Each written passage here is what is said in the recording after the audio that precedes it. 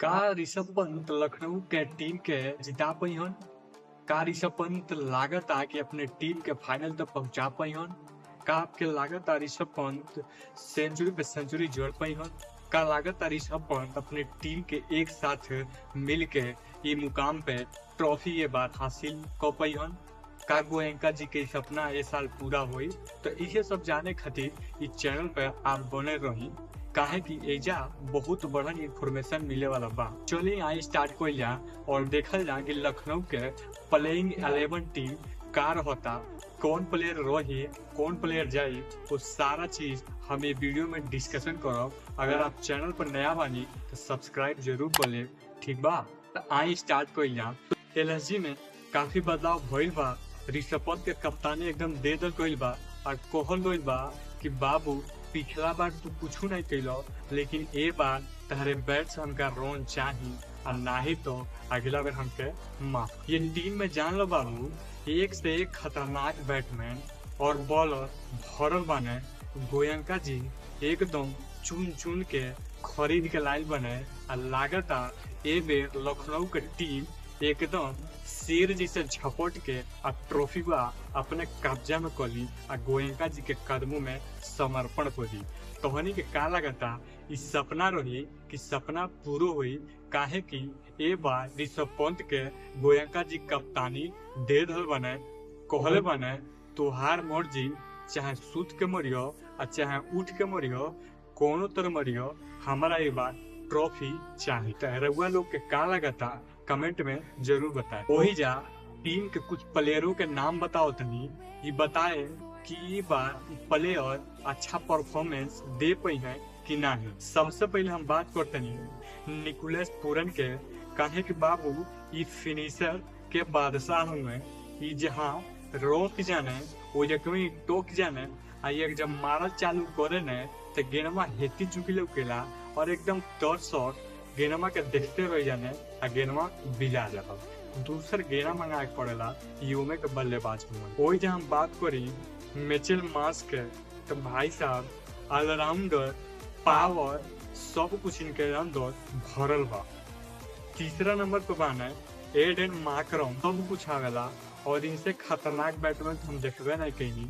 जब अपने टीम तरफ से खेले ने तो पूरा उम्मीद से खेले ने, काहे कि सारा टीम इन्हीं पे भरोसा करे। सबसे खतरनाक गेंदबाजी में तो मोहम्मद शमी बा, काहे कि अभी जो खबर आयल बा एमे ऋषभ पंत के मोहम्मद शमी टेस्ट करावत ने कि हमार गेंदवा तू खेल पाओ तड़ो कि नहीं।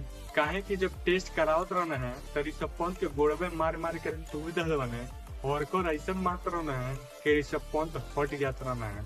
तो ऐसे लागता कि लखनऊ के जन बॉलर बने एकदम भूखाइले जैसे ले खूब प्रैक्टिस करत है, आए बेर कई जाने के गोल तुरबे करी। एलएसजी में विदेशी खिलाड़ी काफी ज्यादा बने, काहे कि विदेशी लोग के गोयनका जी ने एकदम खरीद के भरले बने।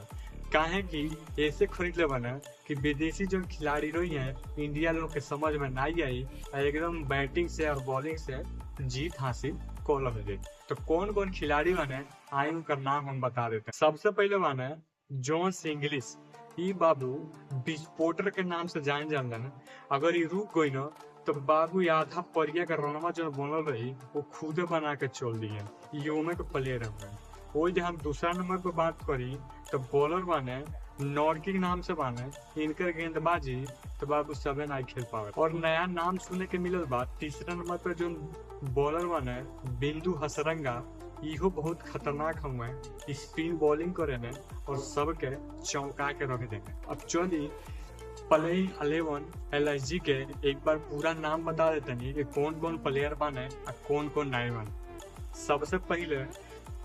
सबसे पहले कैप्टन की बात करें और विकेट कीपर तो ऋषभ पंत, और दूसरा नंबर पे बने Adam Markram, Ayush Badoni, Nicholas Pooran, Mitchell Marsh, Abdul Samad, Shahbaz Ahmed, Bindu Hasaranga, Mohammed Shami, Nortje, Mayank Yadav. भाई जन हम लास्ट में नौवा लहनी है मयंक यादव, इनके स्पीड पे 160 बा, इनकर गेना के खेल नहीं पाई। आज जब यहाँ फेंके तो बाबू किल्ली उड़िया के बाउंड्री के ऊपर गिरी आ गेना तो जहाँ जाई हो जा जइबे करी। तो इनसे बच के रहिए। एलएसजी में काफी खतरनाक चीजें पड़ल बा, एक बार उहो बता देतनी। तेज गेंदबाजी में समी नोरकिया मयंक माने, और जब पावर हिटिंग के बात आवेला तो पूरन मार्च बने। ऑलराउंडर के बात आई तो हसरंगा शहबाज बने। ई टीम ना ही ई खुखार बेड़िया बने को, जेकरे टीमवा पे एक बार चढ़ जाइए को वो टीमवा के नोच के खा जाइए को।